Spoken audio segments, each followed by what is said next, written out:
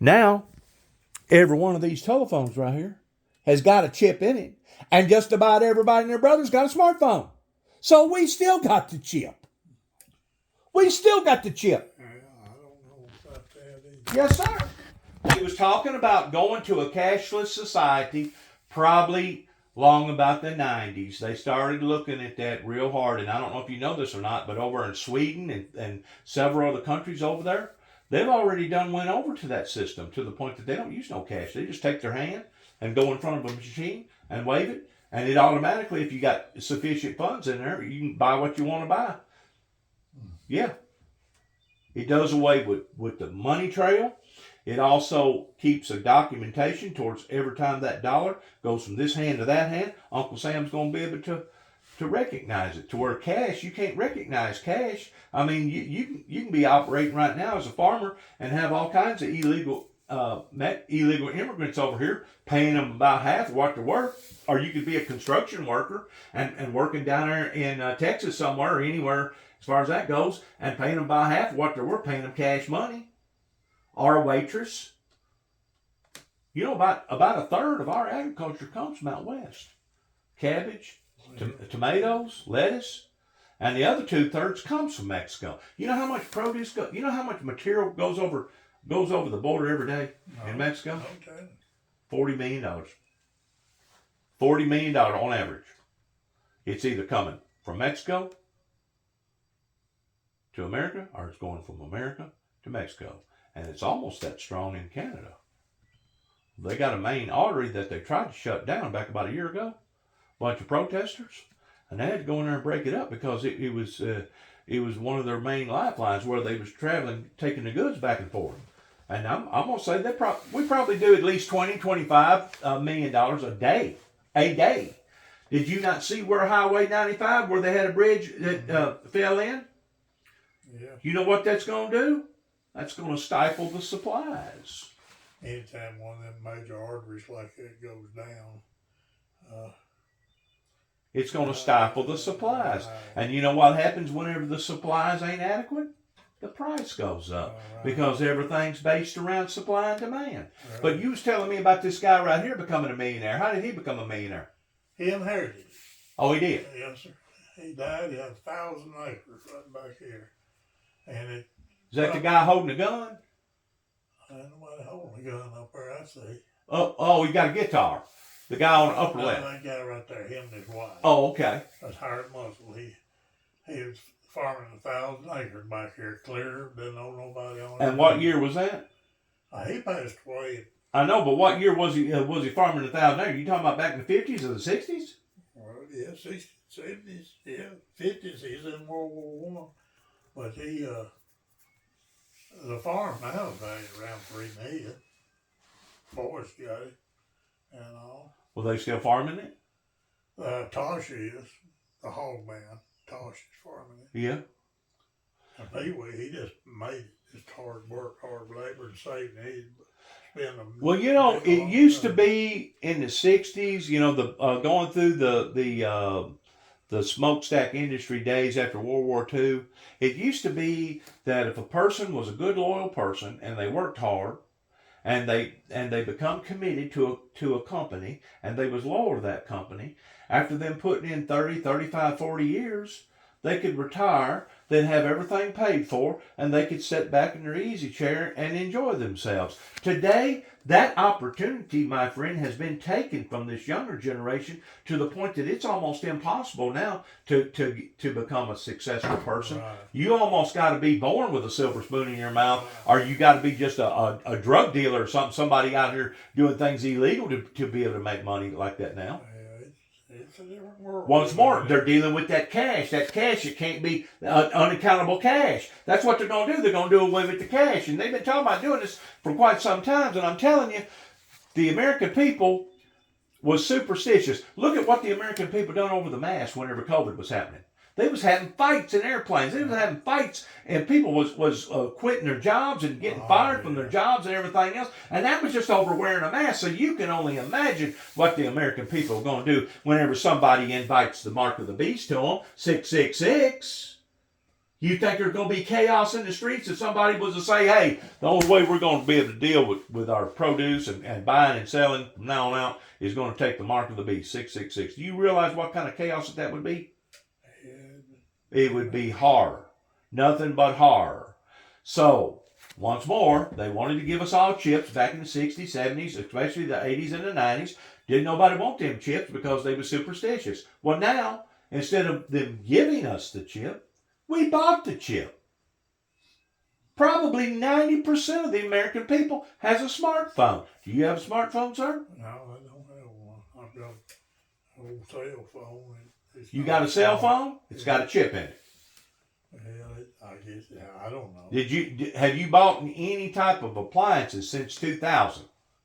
Yeah, sure I have. Did you know that it's got heat sensor devices in it to the point that your meter, it's called a smart meter, it's all digital, that now that smart meter can determine, let's say you lived in a big house and you had 2 stories, it could determine whether or not you was in the bottom floor or up in the top floor because of the appliances.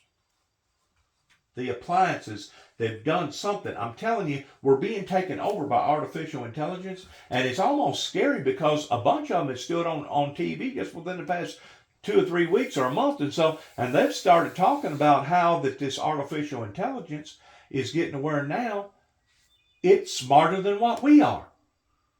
Yeah, I noticed the other day they had it where they was using it for medical purposes.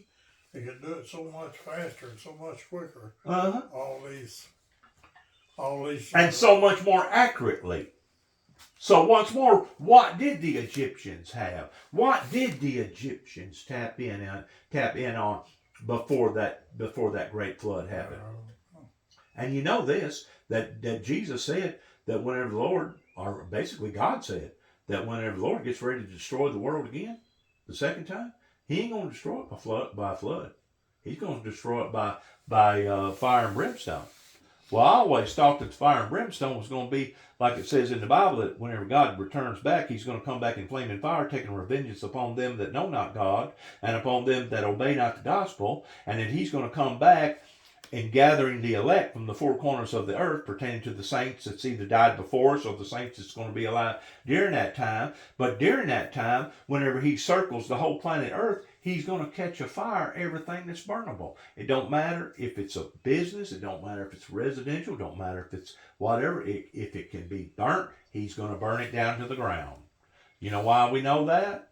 Because it says that in the last days, the moon will become as red as blood. It didn't say it would become blood, it would become as blood.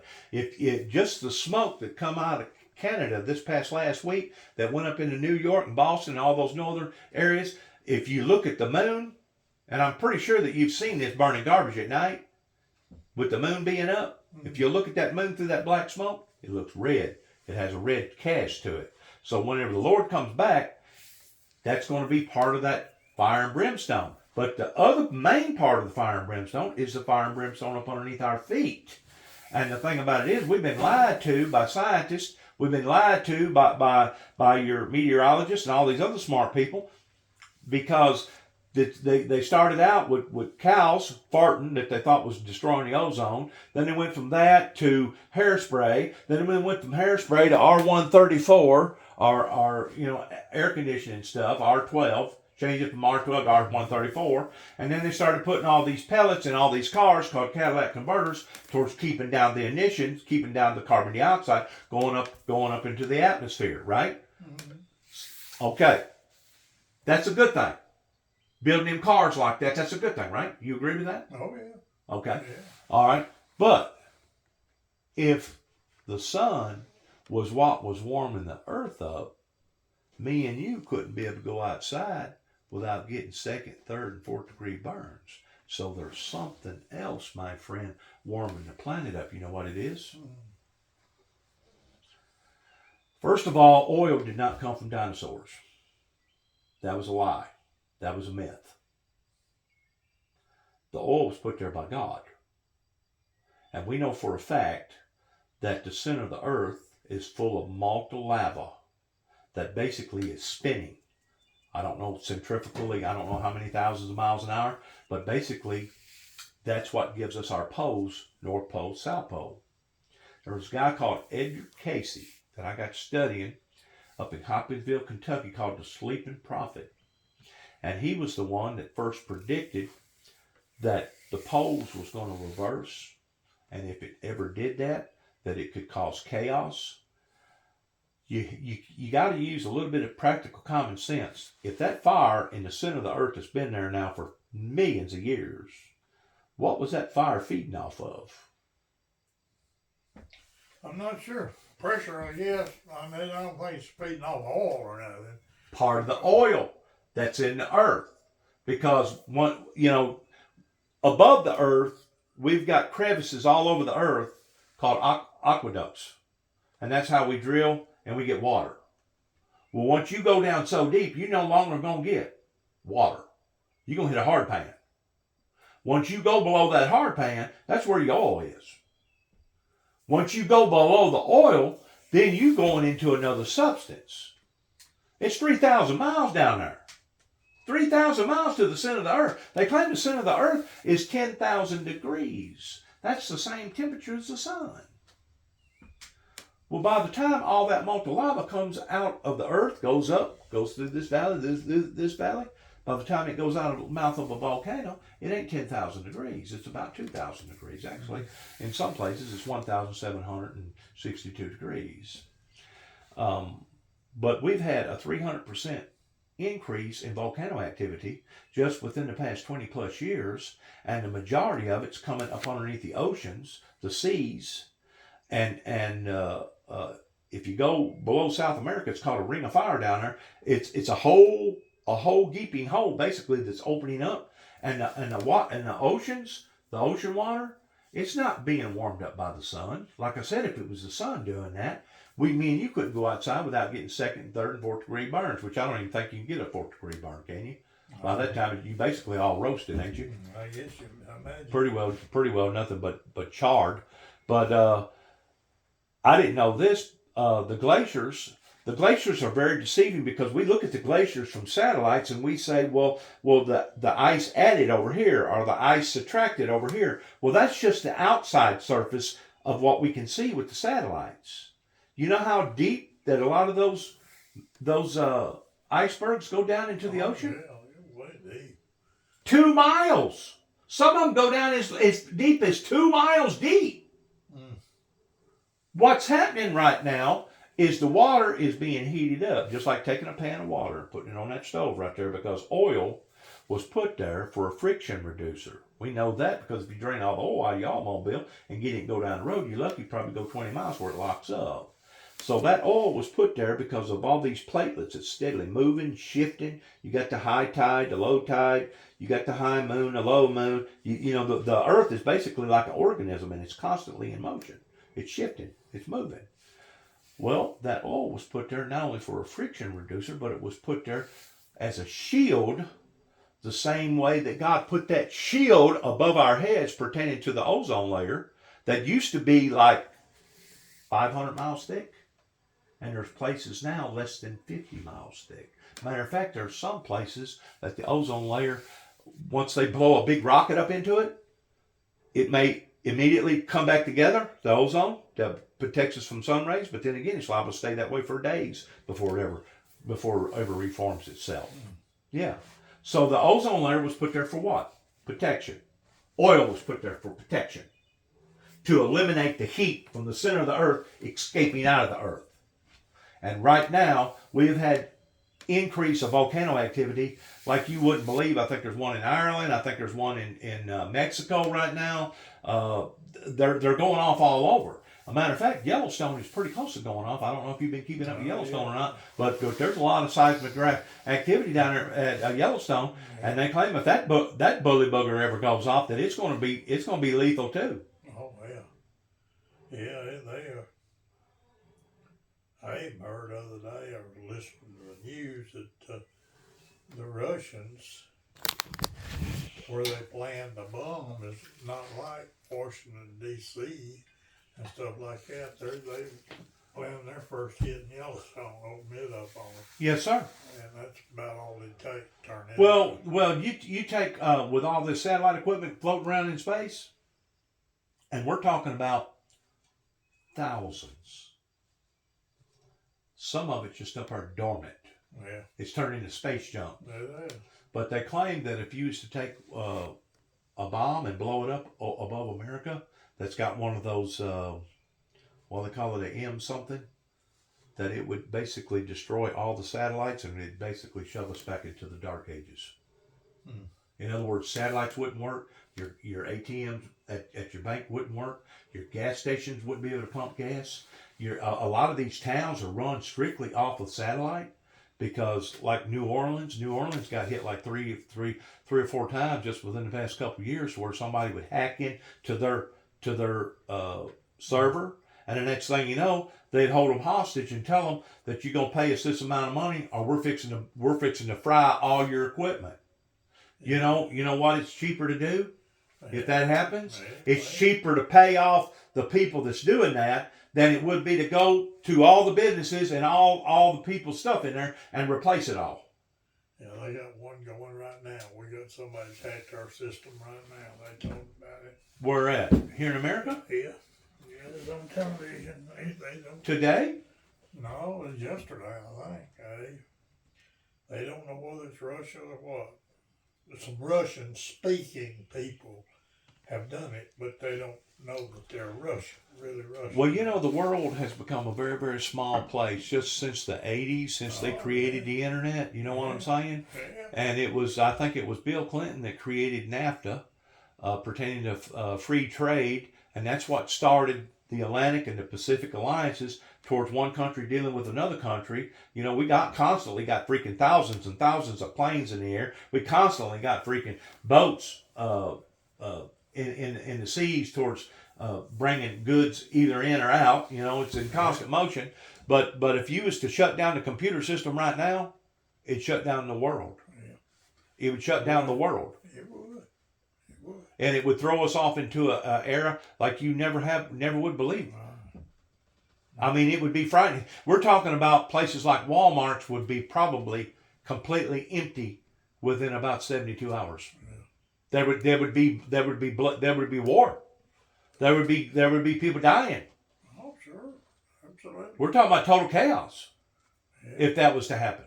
Right. But at the same time, you got to look at the computer system that's got this energy about it, and it is an energy.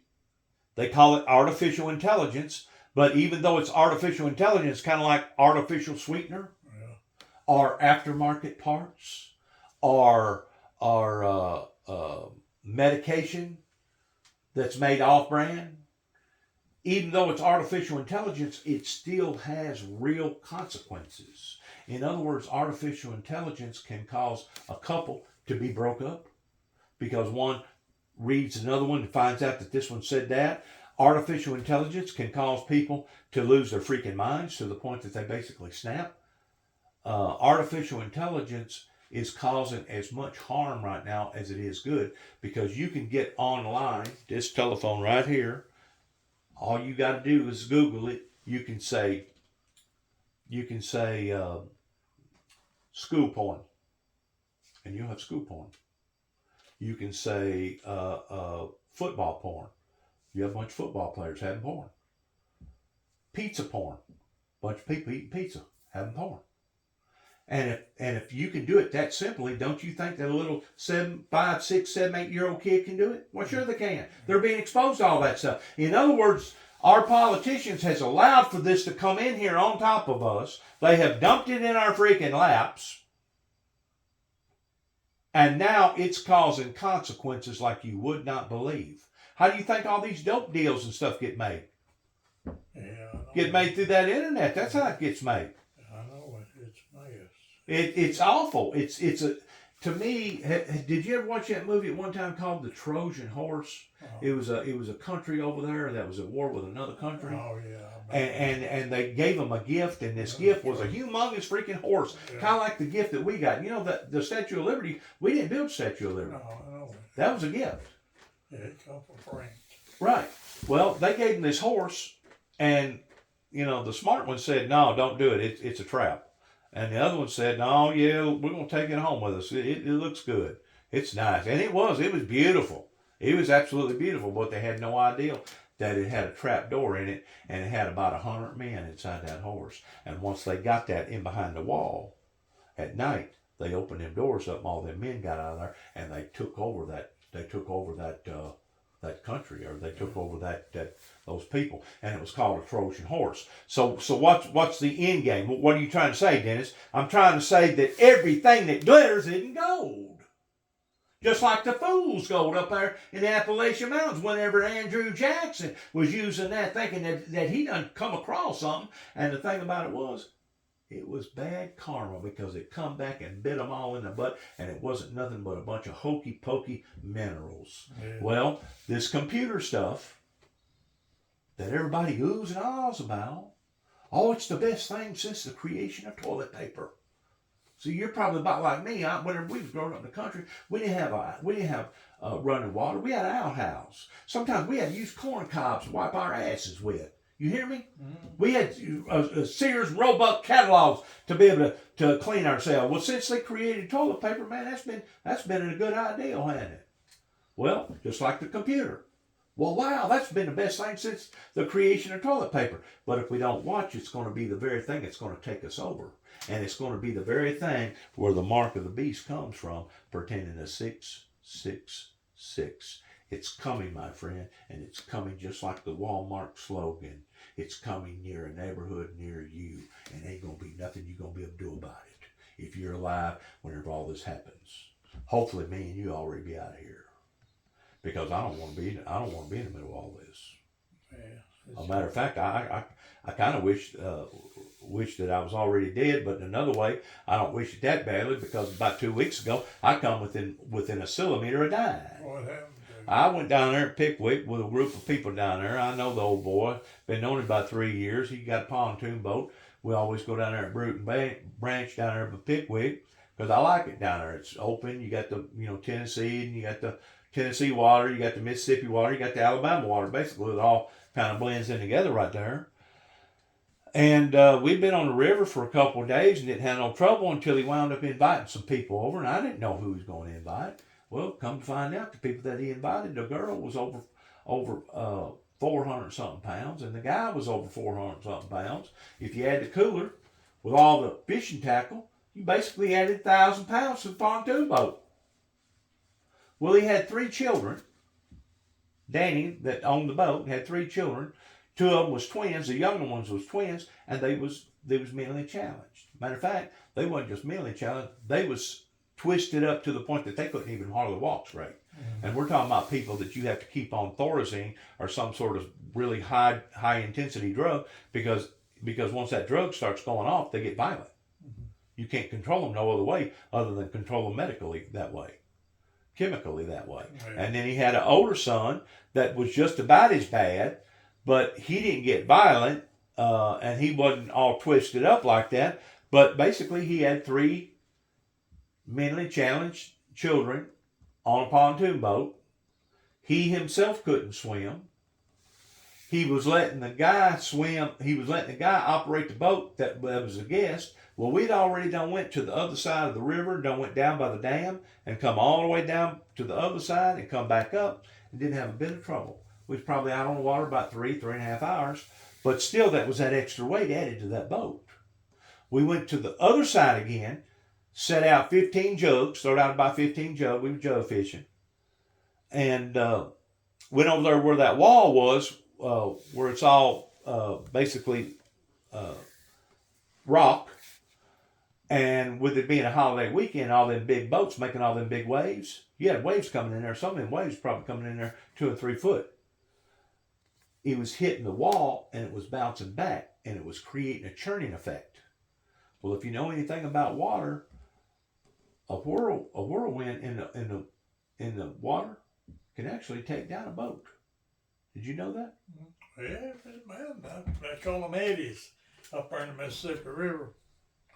They call them eddies. And well, we done got in one, And the boy that was driving the boat wasn't experienced enough to know what to do, because if it had been me and you, we'd have gunned it. We'd have realized that we was in trouble. He had a 115 horse Johnson on there.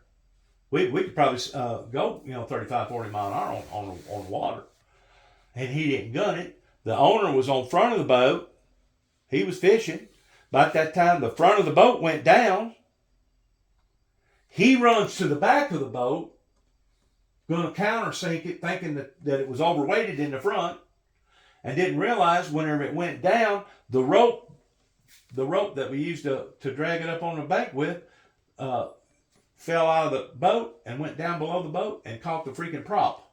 And whenever it hit that freaking prop, that motor went to the side, and the whole freaking side of the boat come up. It done already come up probably about 3 foot, because I was taking on water right here on the side of my waist right here. And I'm probably about at least 1.5 feet above the floor where you're sitting. I just grabbed the freaking sleeping bag, my life jacket, because I didn't have it on at the time. I grabbed hold of that life jacket and I bailed. Well, I'd have been all right if things, they claim the best of plans between man and beast sometimes go astray. I'd have been all right if my floating device didn't get hung on a daggone fishing rod holder. And the people that was operating the boat wasn't smart enough to throw it to me. And now I'm out there in that 3 or 4 foot waves. And first of all, whenever I first jumped in, I noticed whenever I went down, I didn't just go down 4, 5, 6 foot and then bounce back up. No, it took me way down. In other words, I done got down in that eddy that was dragging me down too. So I had to fight away from that eddy. And then once I got on top, man, I was already out of breath. And with me being the age that I am and the size that I am and being a diabetic, I guess it had something to do with that cold water. And plus all that adrenaline, I was, fighting as hard as I could. And I literally thought I was going to die. By that time, the boat had done already drifted off to the side where they couldn't even see me over to the corner. And I seen, because, he lost the depth finder, he lost fishing poles. I lost some fishing poles. Two of the seats come out of the boat. Lost a big thing of stink bait in like a two gallon thing. I think he said he gave $150 for that, but it was floating. He wound up getting that back. But I seen a seat, and I thought, well, if I get to that seat, maybe that seat will help hold me up. I made it to the seat, and the seat wasn't hardly strong enough to hold itself up, much less me too. In other words, once I got to that seat, that was a bad idea too. But the Lord saved me. All of a sudden, the water got real calm, and it was probably because of the boat in behind me.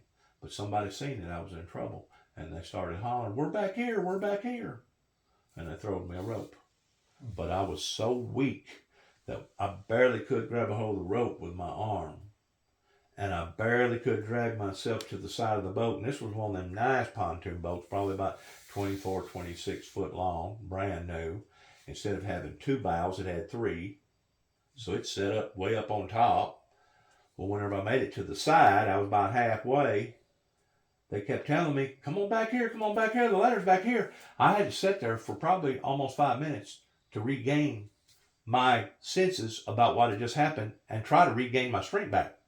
Because every ounce of energy had left me. Well, I understand that. I made it to the back of the boat. Whenever I made it to the back of the boat, to the ladder, I took both my arms and I grabbed a hold of the ladder like that right there. And I just hung on. They said, "What are you doing?" I said, "I'm trying to get my rest." I said, "I almost died." And I had to sit there for about 5 minutes to regain my strength. Once I took one step, I had to do it again. Once I took the other step, I was high enough then to grab hold of me and jerk me in the boat. But I almost died. Well, sounds like you did. Just over something stupid. Oh, yeah. I mean, something that quick. That quick. I know you get killed out there. I've been out there all my life. But if the guy that was driving the boat, if he would have recognized what was happening with the boat already being overloaded to begin with, and I'm not saying that it was overloaded, but that was an extra 1,000 pounds that we didn't have on that boat. Right. Plus all the tackle and the coolers and stuff, that all that stuff weighs. And that boat got in trouble. And if he would have known what to do, he could have got us out of trouble real quick. All he had to have done was gun it, and probably 15 or 20 feet we'd have been out of it. Yeah. But they call them eddies in the Mississippi. They call them eddies. I've been told that they can take down a boat. Oh, yeah. Yeah, they can. I've seen something down there half big as this store. I told my wife, I said, I wouldn't be out there for nothing. Talking about sugar diabetes, I got to go in there and get me something to eat. I was feeling pretty bad a while ago. Well, I got plenty of this candy I right go here. in there and get me something. And she done probably fixing supper and everything. But I almost died. And something told me to come back here and talk to you. Well, I'm glad you did. Me too. And all. And while this is going, if you don't mind, I'm gonna take pictures of that wall right there. Yeah, take a picture of it. Because you got a lot of history right here. A lot of good folks. You got a lot of history here. Now, some of these people, your family? Oh, yeah. Are they? Well, yeah. Brothers, uncles? Grandfathers, stuff like that. Boy, that's an old one right there, ain't it? Yeah. Down there on the bottom? Yeah, that was the blacksmith shop in Hagersville. It ain't there no more. Was that some of your people? Yeah. Right there's Tombstone. I just replaced that Tombstone. That's the first man in Henry County. Them people back then was built out of something, wasn't they? They didn't have air conditioning. They didn't have TVs. They didn't have electricity. They didn't have the stuff that we have. You know what I'm saying? I think a lot of this stuff has made us soft. You know it? It's hurt us more than it's helped us. 48 before we got any electricity. Yeah, I got to get me something to eat. It's hurt us. We thinking the whole time it was helping us. Instead of it helping us, it was hurting us. Is this right here Paris right here? Where's that? Where this old, looks like a Studebaker or something right there. And that little boy on the right-hand side. That's me on the right-hand side. Is that you? That's the bank building up Paris. What year was that? Probably 1940, probably before the Second War broke out? Well, there's two different dates on them pictures there. They were just put together like. But that's Paris? Yeah. Yeah. Is that the courthouse or right beside the courthouse? No, that's the bank. Or commercial bank. Still there. It is. Still used. And, So you must not have lived over in East Tennessee very long. You must have lived in East Tennessee just for a few years. about 2 years, 3 What made you go out that way? jobs. Oh, okay. And that's when you was handling that dynamite? Up there around Clark Ranch, Burville, Sunbite, Ian Lamb, Jimmytown. That's Jamestown. Did anybody ever get in trouble with it towards having an accident with it? No. The powder monkey we had, he was retired from TVA, and they hired him to show me, I was young then, how to go about shooting it and doing all that. What'd you call him? A powder what? Powder monkey. Powder monkey. Yeah. What town is this right here? Right there, that's Paris right there. It is. It's a big four-way stop now. Yeah, it's all different now. That's Road to McKenzie. That's the way it used to look. Old stuff. You got just about everything in here, don't you? Huh? Yeah. You got more history in here than probably a museum. Lot of stories in behind all this stuff, you know it? Oh, yeah. Yeah, it is. Didn't you tell me that you had a bunch of them little old motors like that right there? I've got them, no, I ain't got about 5 or 10 of them. I've got a bunch of hit and miss engines. Oh, like that one over there. These little ones right here? That's called a hit and miss right over there, that flywheel motor. I got you. How many of those you got? Those right there? That Yeah. flywheel motor? No. This right here. Yeah. Probably 8 or 10, I guess. I got you. These are Neptunes here. And all this is the first. This is off the Panama Canal Railroad. This is the first rail they laid right there. It is. Yeah. French laid that rail, tried to, and they abandoned it. Well, who gave the Panama Canal over to somebody? Who would have done that? What politician would have done that?